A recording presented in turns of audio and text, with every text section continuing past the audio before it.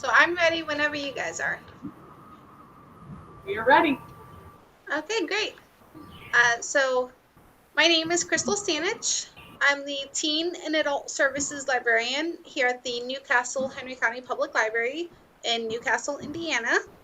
And thank both of you so much for joining us today. We have Taylor McConnell, who's the guest engagement educator from the Virginia Aquarium, and Rachel Clark, the school and youth program specialist, also from the Virginia Aquarium. So I think everyone is here to hear you guys talk and learn a little bit about your Komodo dragons. So I will let you guys take it away. Awesome. Well, good evening, everyone. As she said, my name is Rachel, and I'm joined by one of my colleagues, Taylor. You'll get to see her in just a couple seconds. And we are here from the Virginia Aquarium and Marine Science Center in Virginia Beach, Virginia. So what we wanted to show off today is one of our awesome exhibits that houses our Komodo dragons. So I apologize a little bit for the lighting. I know you can't see me as well, but we wanted to make sure you could get a really good view of one of our Komodo dragons. So this exhibit was built and opened in 2009 to be able to show people animals and habitats around the world, especially ones that are definitely vulnerable and have a really important conservation story to tell. So we do have two dragons on exhibit. You are looking at the back end of one of our dragons. This is Sanchez. You'll notice during this entire program that Sanchez will stay sleeping. So these guys do spend a lot of time sleeping. If you come visit us at the Virginia Aquarium and you come see the Komodo dragons, they will probably be asleep. So Sanchez is one of two males. He is a little bit younger than our other one that I'll introduce. He's about 15 years old, and he was joined, or he came to us from the Columbus Zoo. So he's a little bit under 100 pounds. We do have another Komodo dragon that is in a separate enclosure, kind of right directly in front of where my eyes are looking. And that guy is Taman. So Taman came to us about the same time. He's a little bit older. He's 17 years old, and he came from the Denver Zoo.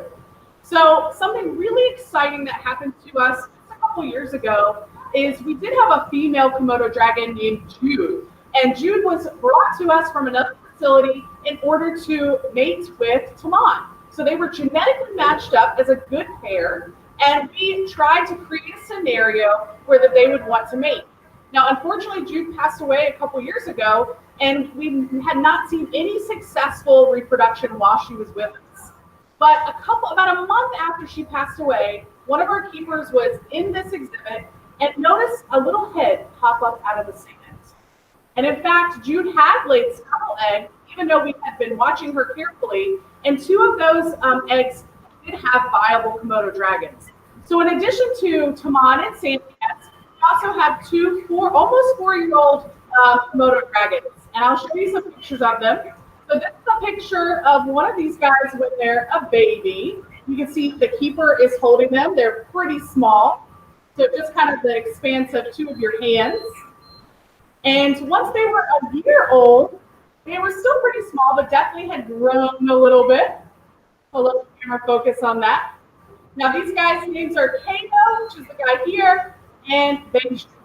So Kato and Beiju were born in August of 2016. Both of them are males. Now they have grown a lot in the last couple years, and this is a picture of Beiju just like last year. So they're pretty big now, not as big as Sanchez and Taman, but definitely getting bigger. So it was obviously really sad for us to lose Jude, but it was also very exciting for us to have two offspring from her.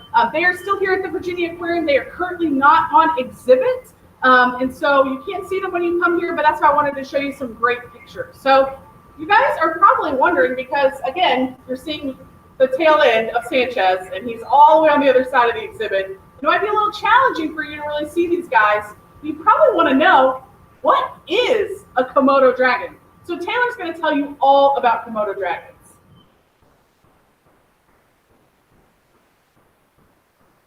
Hi everyone, my name is Taylor, and I'm here with the Virginia Aquarium sitting with Sanchez, and we're going to look at what a Komodo dragon is. So I brought one of our stuffed animals, that way we could take a closer look at what a Komodo dragon is. So Komodo dragons are the largest lizard. So males can reach about 10 feet long, and females are just a little bit smaller. But what's really unique is their tail can be longer than the rest of their body. So they've got a nice strong muscular tail that they use when hunting and when walking around. And then we've also got some really short, stubby legs. So these guys often walk kind of like their elbows are out when they're walking around. These guys also have claws on each of their feet. So when Rachel was talking about Bejo and Komodo, when they're really small, their claws are really important because they do a lot of climbing when they're younger.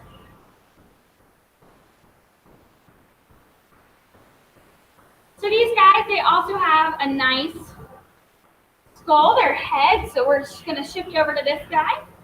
So we can see inside they've got about 60 teeth inside, and their teeth will actually be replaced about 5 times in their lifetime.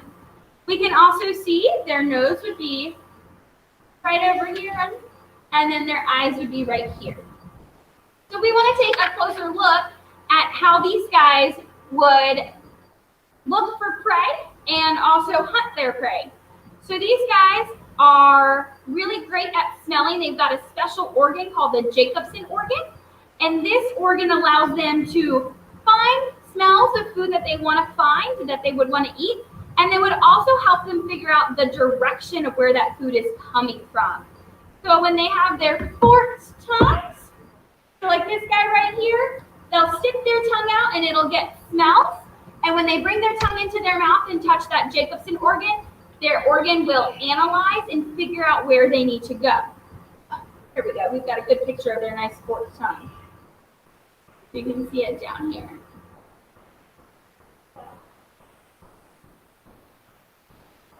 So these guys in the wild would be looking for deer or pig or even a buffalo, like a water buffalo. But when they're younger, they're going to be looking for smaller animals like snakes and lizards. But here at the Virginia Aquarium, we often will feed them chicken, rats, and eggs. So when they are in the wild, they have 3 unique things that really, really help them with hunting. So first off is their tooth shape. So their teeth are curved inwards, and on the inside, it's a nice serrated or jagged edge. So these guys, their teeth are meant to take a bite. The other thing that Komodo dragons have is these guys do have venom. So they will have venom glands that come up through their jaws, and it will inject venom into their prey. So their venom can cause decrease in blood pressure. It'll also increase the blood loss, and it'll put the animal in shock. So this means that the animal won't really be able to fight back. And then the last thing they have is bacteria. So they get bacteria from the carrion or the dead things that they eat. And so that actually will allow the wound to get infected, and it'll prevent the wound from healing. So that'll make it really hard for them. Also, what's helpful, when they're hunting, they do have nice strong skin, like a suit of armor. So here's an example of this skin, and it's got really small scales. So these scales are made from osteoderm, so like little bones, and they are what give the ridges. And so as these guys grow bigger, they'll actually shed parts of their skin, allowing them to grow larger. Awesome. All right. So Rachel, we want to know how we take care of our Komodo dragons. Awesome. All right, guys. So we're going to talk about all the ways that we actually care for our Komodos. Now, if you're an animal care person that works with Komodo dragons, you are called a herpetologist. Isn't that a fun word? If you guys are at home, I want you to try to say herpetologist. Good job. And so this means somebody who researches and possibly cares for reptiles and amphibians. And these guys are reptiles. So we have a team of staff that are going to do lots of things to help make sure these guys are really healthy and happy. So they are going to be feeding them a couple times a week. That diet that we talked about of chicken, eggs, and rats, They'll even come in their enclosures and hide the food and then let them back in so they can still do some of their hunting and searching for food. So we want them to have some of the same behaviors. Now, we have to clean. So yeah, it's not all just getting to play with Komodo dragons. There's a lot that goes into caring for these guys. You can see their exhibit's pretty big. We're just seeing one kind of third of it, but it keeps going this direction, and then there's a second enclosure right on the other side. So they have to go in there weekly, and they have to shift around the sand. These guys love to dig. They have to clean out their any waste that they've left behind. They've each got a pool, so they've got to clean out the pool and refill it with water. They have to do temperature checks to make sure that's the right temperature for these guys. And they even have to do a lot of cleaning of just the different surfaces. So you guys can see there's some plants, there's also some roots, and other places that the animals could put their nose. We might have to do some cleaning of the acrylic or cleaning off surfaces where there's waste. So one thing that's really exciting about caring for these guys is these guys, we like to do fun enrichment with them. So we like to do things that change up their habitat. Now, sometimes that's just moving them to the other enclosure. We'll switch Timon and Sanchez every once in a while so they get to explore a new space. We'll put new things in there to be like, ooh, what is this? So maybe a new piece of their exhibit. Sometimes we'll do things, and usually we make them fun and seasonal. So here is a great picture of probably one of either Timon or Sanchez. And they have, as you could probably tell, a pumpkin. And inside that pumpkin is their diet. Those are actually some rats that they're getting ready to eat. So we're just putting it in a new vessel to make it interesting and exciting. And it's also thematic. We did that around October, so around Halloween. So that was really, really awesome. Now, we're going to be able to share some links for you guys, but you can also search on your own and go to the Virginia Aquarium's YouTube channel. And there's lots of videos that show us caring for all of our animals, but there's two really great videos that I want you guys to look for. There's one that shows you these guys feasting on a big turkey. So every once in a while we'll hang a turkey kind of from a rope and we'll let them go at that whole carcass. So definitely check that out. And there's also some other videos introducing our new Komodo dragons when they were born, and also a really great how we care for our animals a little bit more. So definitely check those out. So that's something else that I wanted to talk to you guys about, of how we care for these guys. We do a lot of cleaning and feeding, but we also make sure that these guys are healthy by doing physicals. So just like when you go to the doctor every year and get checked out, you get weighed, you get measured, you get blood drawn, you get x-rays to make sure that you're healthy. We do the same thing with these guys. So they get either 1 or 2 physicals a year. They get measured, so we find out how long they are, how much they are around. They get weighed, and then they also get blood work and x-rays to look at what's going on inside of their bodies. And that's really important to make sure we know that they're staying healthy throughout their entire life. So we know our animal care team works with these animals every day to train them to do some of those behaviors, right? To help them when they have to do all those physicals. So I'm going to have Taylor tell you a little bit about how we train a dragon here at the aquarium.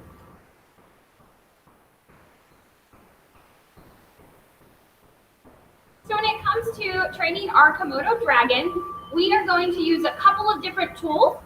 One tool that we might use is a clicker. So it'll be an auditory noise, something that makes a noise, and that'll help confirm and positive reinforce our dragon, saying that they did something that we wanted to do. The other things that we'll use is we'll use a laser pointer, similar to the ones we might use with the house cat. The house cats tend to like to chase them. We'll use a laser pointer to show our Komodo dragons where we would like them to go, especially when we're trying to move them long directions. So we've got 2 exhibits, and then we also have other locations behind the scenes. And so when we do move our Komodo dragons, sometimes we've got to make sure they're in the right location to move the other one. So the third thing that we'll use is we'll use like a physical target, and it'll show the Komodo dragon where we want them to go. This is most often used when we're doing a direct feeding. That way they know exactly where to go in order to get their food. So Rachel was telling us a little bit about the vet care and the physicals that these guys will go through. In order to do that, we have to make sure that we're training our dragons in 3 main categories. So we do training that focuses on mental stimulation, physical activity, along with husbandry behaviors. So mental stimulation is anything that's kind of getting them thinking, making sure that they're still ready to go. So these guys, they are going to be thinking. So Rachel talked about hiding their food, things like that, making them work a little bit. Physical activities, things getting them up and moving around, new smells in their exhibit. And then that husbandry behaviors, those are behaviors that are going to help us take care of our dragons. So we want to make sure that our dragons are very comfortable when it's time for a vet checkup. We also want to make sure that they're comfortable with staff being around them. The more that our Komodo dragons feel less stress and they feel safe, it's going to be a lot easier for both our vet staff, our animal staff, and then along with our actual Komodo dragons. So while we are here at the Virginia Aquarium, we really do like our dragons. We want to help protect our dragons. So dragons have some really big challenges in the wild. And so Rachel is going to share with us a little bit more about how we can protect our Komodo dragons. All right, great guys. So this is probably the most important part of something that you're going to learn about Komodo dragons. Now, we know that dragons are vulnerable out in the wild, meaning that there's not that many out there, and we need to make sure that we protect their spaces and protect them so that we know they don't go extinct. Right now, there is only about 3,000 to 5,000 wild dragons, and they actually only live in a very small geographic area. So I'm going to show you a little map. So these guys are going to be found in Indonesia. There we go. The sun's working for me. And there's just a couple islands in this area that these guys are going to be able to live on. So we're going to blow up like that red part right there. If we blow that up, that's going to take us over here. And there's about 3 or 4 islands that we're going to find these guys. One of those is Komodo Island. Now, they saw a lot of threats to dragons even several decades ago, and they decided to protect them. They made Komodo Island a national park in 1980, and that protects these guys from 2 of their main threats. One of those is hunting dragons, so hunting them for their meat or parts of their body that they would sell, and also from clearing away their habitat. So they have such a small geographic space, there's not that much habitat for Komodo dragons. So it's really, really important that we make sure that we protect those spaces so that way they always have habitat to be able to grow. So here at the aquarium, we support Komodo dragons in several ways. We actually have dragons that we have on exhibit, and these guys are part of a species survival plan. This is a part of the Association of Zoos and Aquariums. We genetically match animals, and we promote breeding in that facility so that way we can have more of a population of genetically different animals that maybe in one day could then be used to repopulate wild areas. So Jude and Taman were those 2 genetically distinct animals that we purposely mated, and we had some offspring. So there are other zoos and aquariums around the country and even around the world that have Komodos, and that are working to breed them so that we can hopefully repopulate if something happened in the wild. So a way that you guys can help Komodos is definitely support your local zoos and aquariums. A lot of these guys are going to participate in those types of species survival plans. And in fact, when you donate to the aquarium, you can actually even earmark money that we donate to that species survival plan that goes to in the field conservation. So always like to say, any way that we can help any animal on the planet is definitely making sure that we are limiting our impact on the environment. There's lots of ways that we do that. We want to make sure that, we keep our planet healthy because we share this with animals everywhere, not just animals in our own communities, but animals like the Komodo dragons all the way on the other side of the world in Indonesia can be impacted by the choices that we make. We all share the same resources of water, air, and land. So we can limit how much impact we have on the environment to help protect those spaces for them. All right, guys, so I know you've learned a lot about Komodo dragons tonight. So what we want to know next are what questions that you guys have. And we'll step out so you guys can get a really good look at our dragons. We'll get a little bit closer. Hopefully you can see them a little bit better.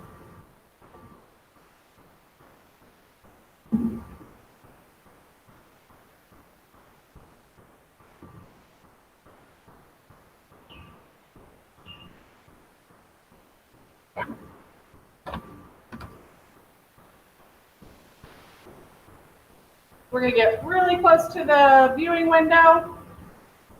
And you can see that tail of Sanchez right there. So Crystal, if you see some questions for us, definitely shout those out. We actually have roughly a 60-second delay between the live footage and the stream. So they haven't quite gotten into that yet.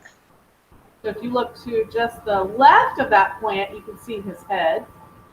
He's snoozing, he's got his eyes closed.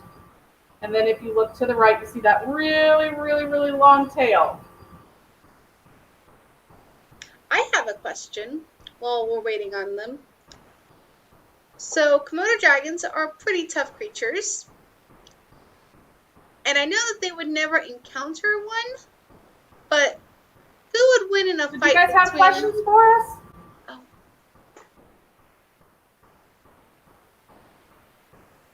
I am so sorry. I've been talking and I forgot my mic was off. You're fine. They are about 60 seconds behind the live stream, so they should be getting to the question part soon. I have a quick question. Awesome. Not that they would ever meet in the wild, but both Komodo dragons and honey badgers are pretty tough creatures. Who do you think would win in a fight? Who do you think would win, a honey badger or a Komodo dragon? Oh my goodness. Can you click on it just so I can see it? Okay, good. Oh, no, you can't say anything. Let me fix that real quick. That is a really good question. And I actually really love questions like that. When you ask like which animal could survive better or win in a fight, we actually have done a lot of games like that here at the aquarium. We've done adult overnights where we had kind of like a battle of animals. Mm-hmm. So I think what's really important when you think about questions like that is you kind of create a list of things that those animals can do or things that make them really awesome.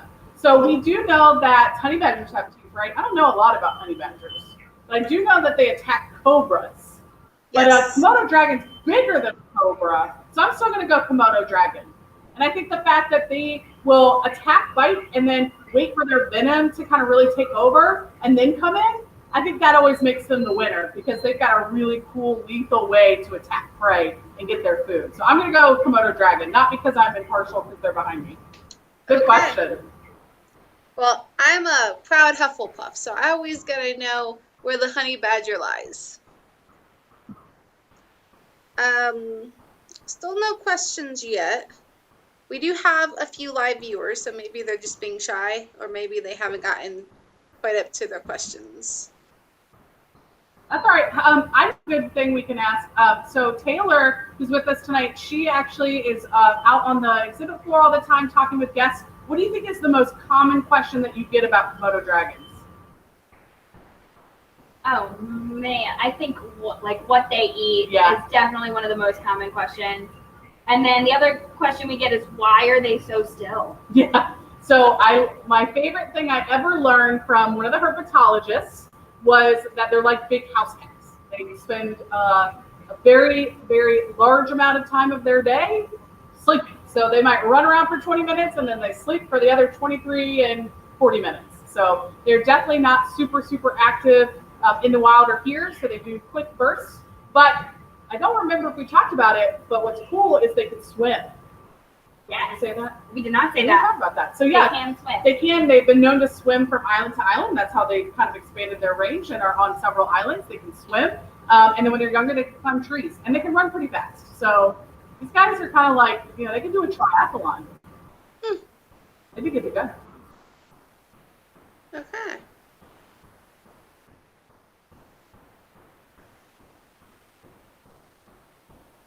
Do you have a favorite of the Komodo dragons? No, there's no favorites ever. Just kidding. I definitely would say that I don't personally have a favorite.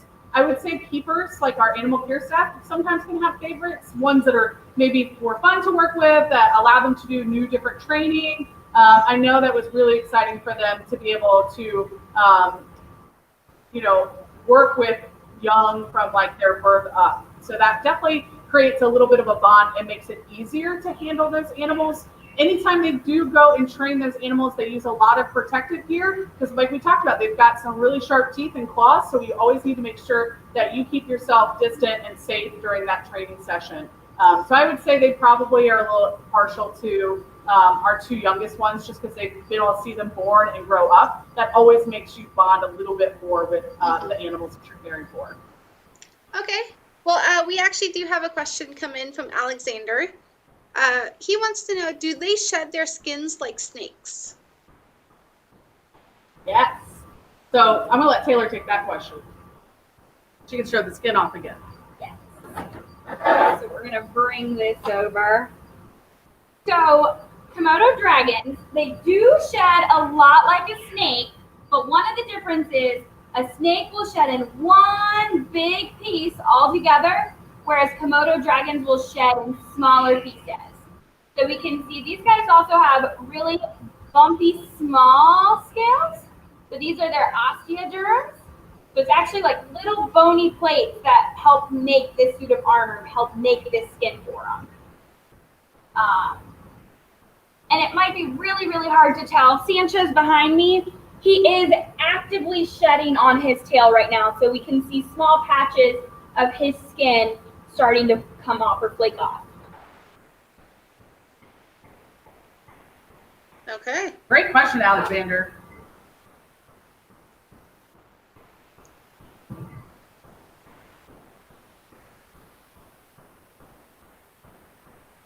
And again, they're about 30 to 60 seconds behind us, so we'll see if any other questions come in. Yeah, sounds good. And just a reminder for you guys to check out our YouTube channel. So the Virginia Aquarium YouTube channel has lots of great videos of our Komodo dragons feasting on a turkey. We've got some of them doing training and getting animal care, like getting their vet physicals. So definitely check those out when you guys are done viewing us tonight so that you guys can see a little bit closer up and hear a lot from the care staff. Okay, we do have another question. Liz wants to know, how often do they shed? How often do they shed? So it is kind of a continuous process. So these guys can be really big. So the larger Komodo dragons can be 10 feet. Our guys are not quite that big, but that's a lot of Komodo dragon to be shedding and growing. So it is a pretty continuous process. So the tail is shedding right now. Occasionally you'll see flakes coming off their head and then also their legs.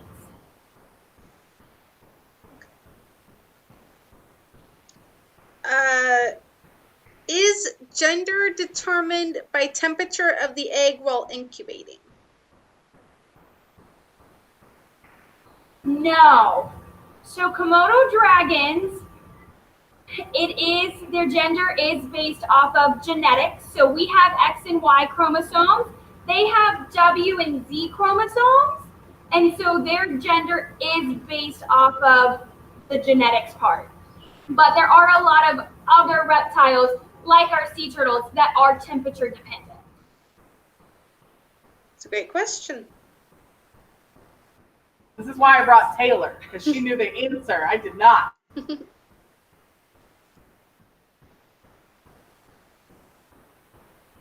one of the cool things that Komodo dragons can do is, because it is based off of genetics, these guys are one of the very few species where we have seen occasional signs of parthenogenesis. And so parthenogenesis is where a female can reproduce without a male. That's exciting. Yes. So it's basically kind of like just a replica of herself in some way? Kind of. So their genetics are a little different, so she'll make a male every time. Oh, so that's really important for if they don't find a lot of mates and then they produce a lot of males, then that can kind of tip the population to more males than females, which could really impact, their whether they stay on the vulnerable or endangered list if there's not enough that are continuing to breed.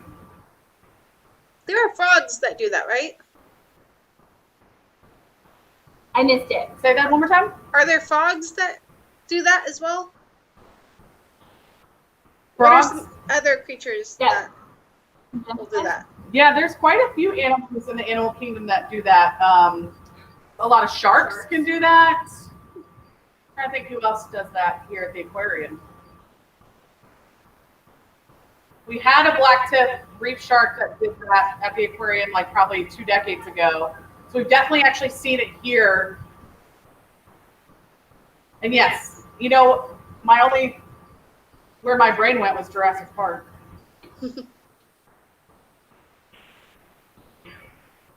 That's why Isn't she that where probably all thought of our it was brains go? Jurassic Park. We do have another question. Yeah, exactly. Okay. If you had known that the dragon had laid eggs, would you have done anything differently while they were incubating?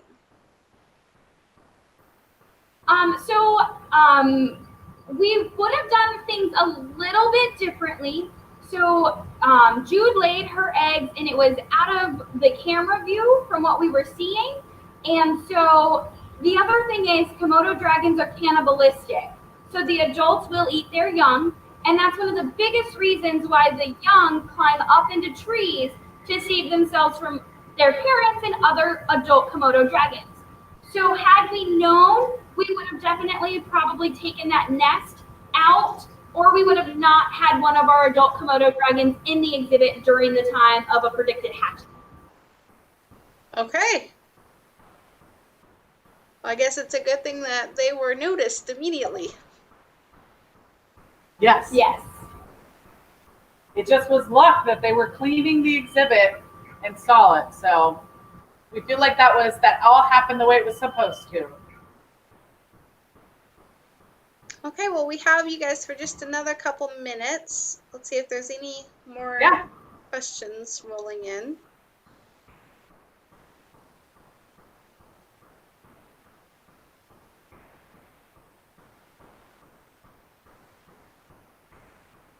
Are you guys doing anything special for Shark Week coming up here shortly?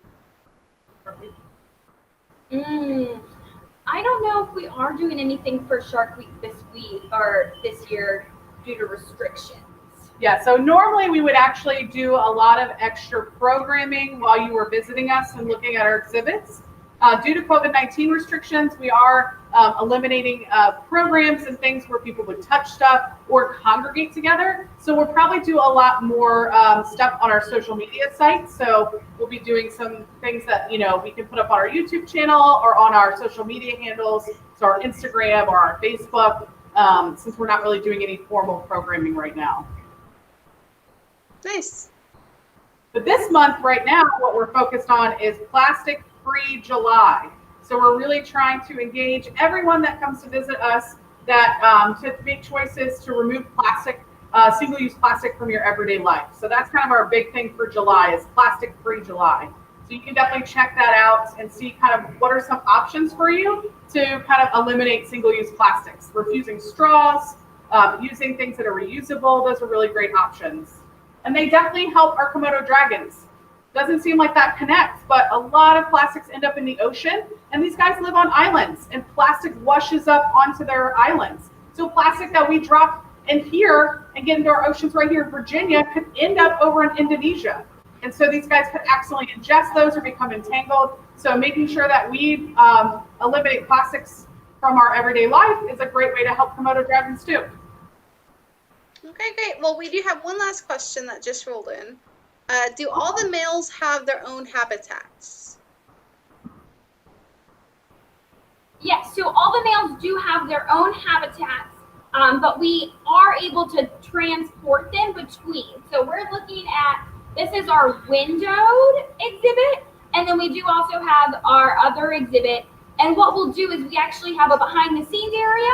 So we'll move one of the boys behind the scenes, then we'll actually transport the Komodo to the other exhibit and then kind of do almost like a little triangular movement. We do want to make sure that our boys do not see each other face to face. They do have the ability to smell each other, so they are able to acknowledge that there is another dragon in the area, but we do want to keep contact separate. Okay, well, that was a great question, Susan. Well, it is 6:31, so thank you both so much for doing this presentation with us. in conjunction with our summer reading program. Komodo dragons are the only dragons I know of on the planet. So thank you both so much and have a wonderful rest of your evening.